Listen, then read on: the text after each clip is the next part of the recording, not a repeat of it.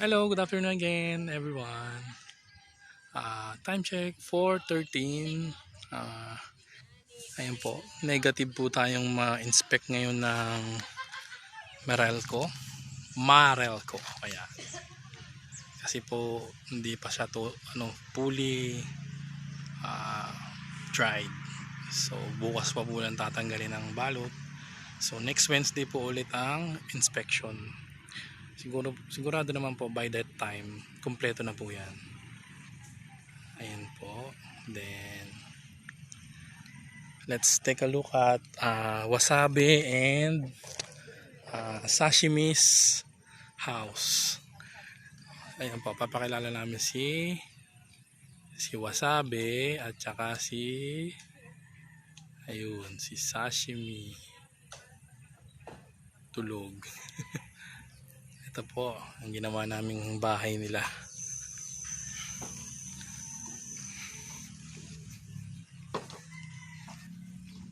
Ibo, sabihin wala ng data ito.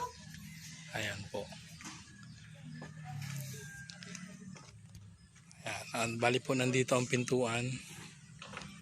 Yan ang pinakang flooring nila. Tapos dito po ang lagay ng pakainan. Ito po ay lalagyan namin ng tubig para pinakang nila palamigan. Hindi naman pupuno. Mga siguro 1/4 lang ng hollow blocks. Ayan, dubluban nila kumbaga. Ayan. Masingawan po yung mga butas na yan ay para hindi naman masyadong mainit. Kabilanan po yan. Ayan. Bukas po yung harang dito hollow blocks, then buhos ng poste, tapos bibilang ko na rin ng bubong. Ayan po, so update naman tayo sa bahay. Ito na po pala yung mga nasa ligsig nila, pampalitada, ready na. Ano po yan, compost yan ay isang truck. Tapos yung mga pebbles po, ayan mga pebbles, tinambak namin sa loob. Meron pang natira dito. Ayan o. Ayan. Pwede yan pang flooring po. Ayan po yung pebbles na tinambak nila kanina. So waiting na lang po yan sa sa bakal.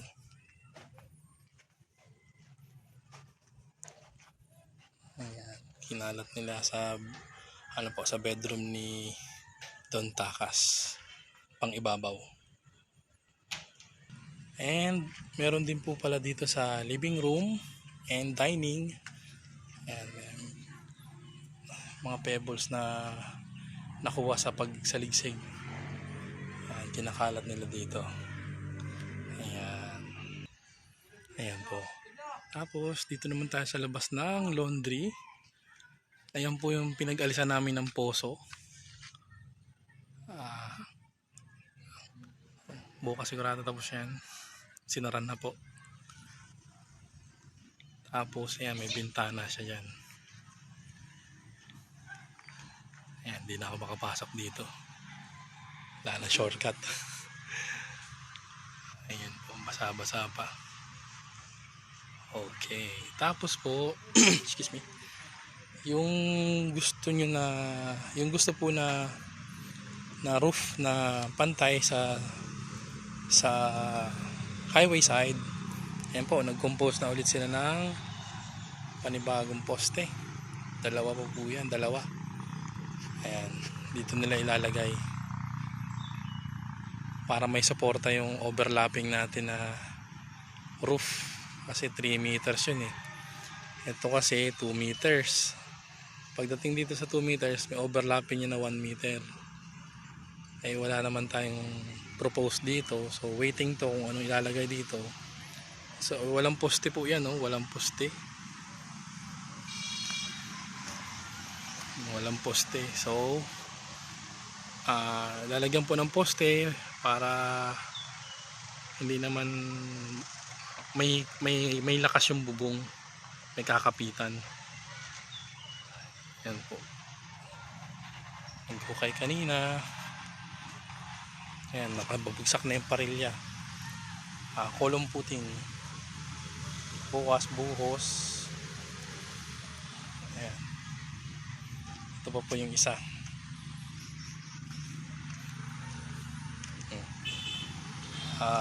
Binakbak nila kanina para lumabas yung bakal.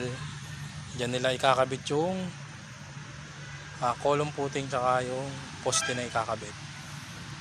Tapos po ayan, tiniktikan din para dun sa papunta rin, biga rin, dikit. Ayun pa po yung isa, tiniktikan din para dudugtungan ng biga. Ayan. So magkakaroon tayo ng ganito hanggang all the way here sa dulo. Ayan po, bali 3 poste lang, isa dyan, isa rito sa tapat ng poste. Ayan yung poste, tapos isa ron sa dulo. Ayun. Ito naman po ay may design naman to na tukod. Hindi ko lang alam po kung nasenda sa inyo ni Sir Randy yung design niya. Ayan po. Ayan, nandito po ako sa bedroom number 4. Dito mo nagtitik-tik na yung ano natin, yung electrician natin para sa mga outlet.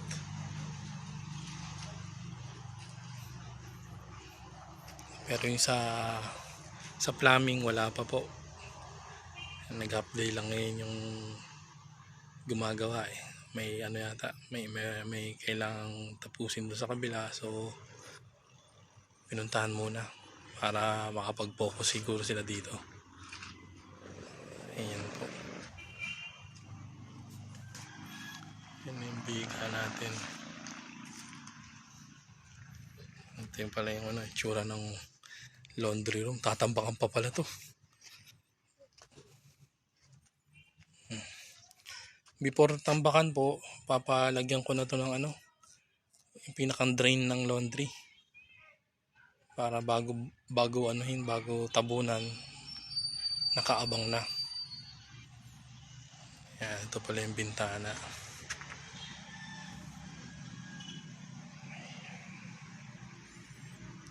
Yung gusto mo sa CR mo ate, pwede natin magawa ng paraan. Yung sabi mo dadagdagan ng 2 hollow blocks.